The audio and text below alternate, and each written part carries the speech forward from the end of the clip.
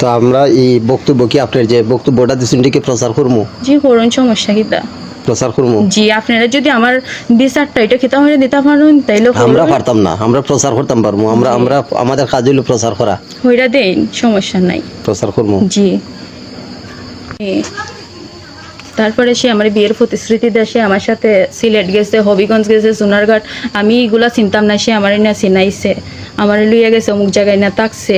মানে আমার হাতে সব কিছু প্রমাণও আছে, সিলেট যেখানে লইয়া গেছে আমার হাতে এগুলা প্রমাণও আছে। তো আপনি বিয়ার আগে এগুলা করেন কেন? সে আমার তখন 6 বছর আগে আমার বুঝ কম আছিল, বুঝছেন নি।